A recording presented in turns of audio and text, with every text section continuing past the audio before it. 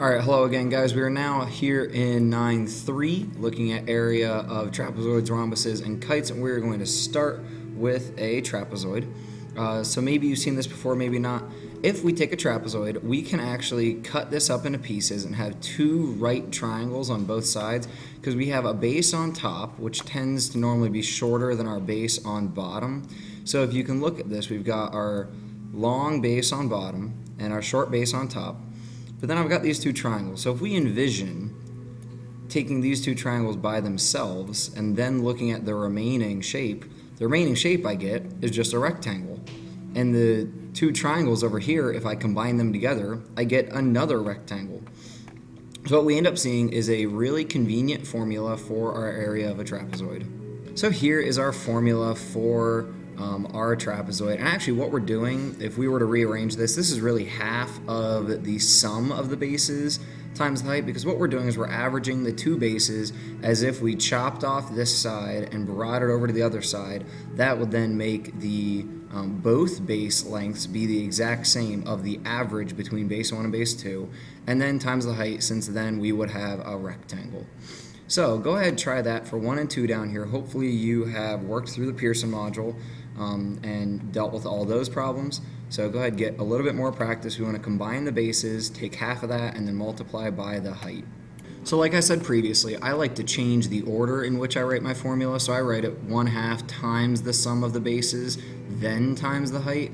So when we start to fill in over here, go ahead, do the work. We want to take our bases, put those in the parentheses, and then the height outside. So this is then what my formula looks like after just plugging in the values. So go ahead, keep trucking along and try to figure out the final answer.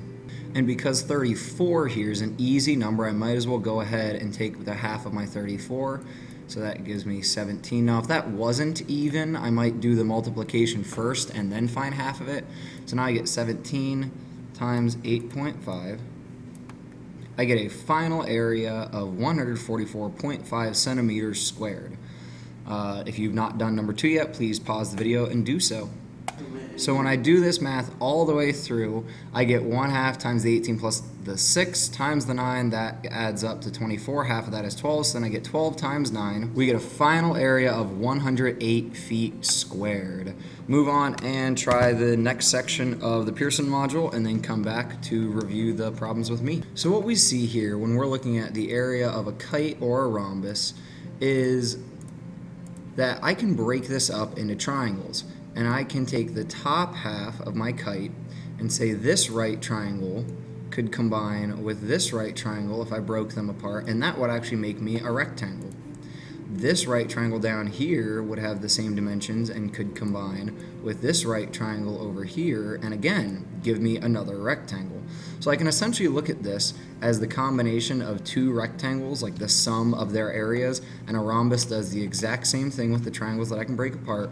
So the formula that we see is we end up with the area equaling 1/2 the first diagonal times the second diagonal.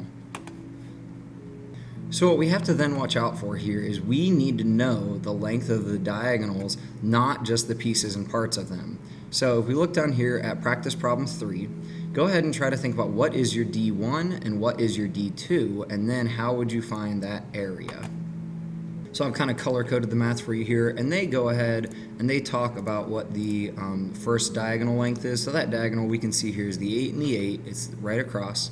And my other diagonal is the 8 and the 2, so that gives me another diagonal of 10.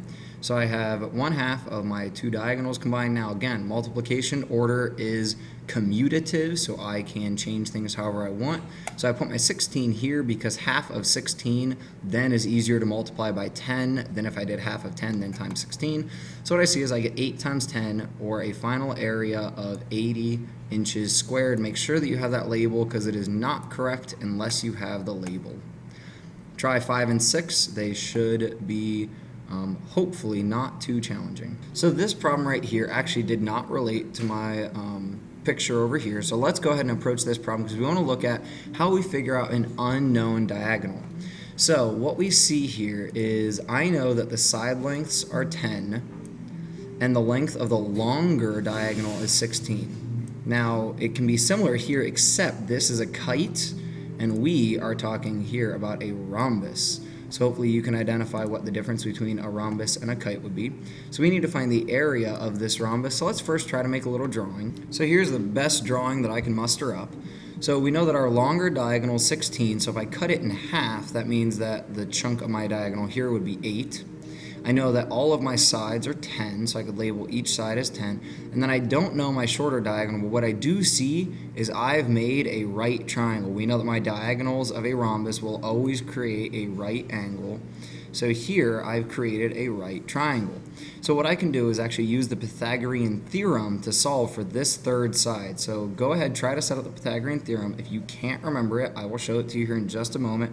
But pause the video, try to figure this out on your own. So our Pythagorean Theorem is a squared plus b squared equals c squared. We are going to use actually, it doesn't matter whether you use A or B, but we'll just go ahead and say that B is the leg that I know and A is the leg that I do not know, because C always has to be our hypotenuse, which we know is directly opposite our 90-degree angle. So we can plug in 8 for my B, so we say that's 8 squared. C can be 10, so we say that's 10 squared.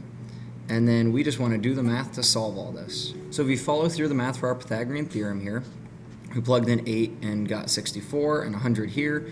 So we subtract 64 from both sides to work towards isolating the variable.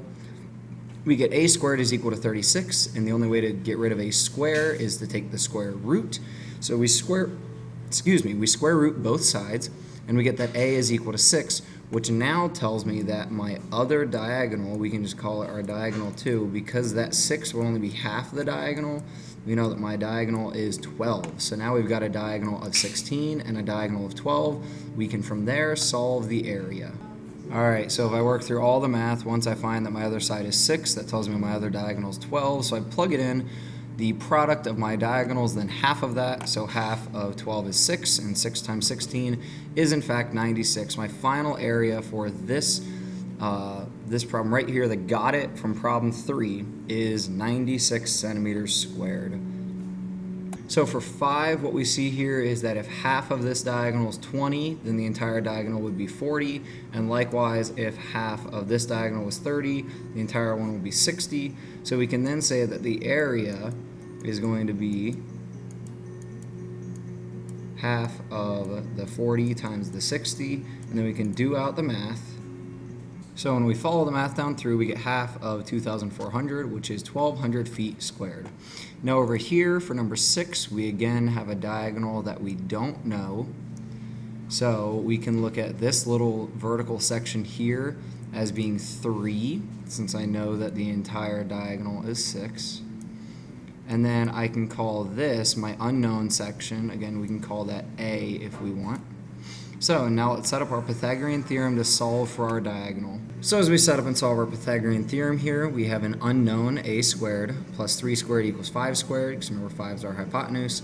So we get 9 and 25. We subtract 9 from both sides, get that a squared is 16.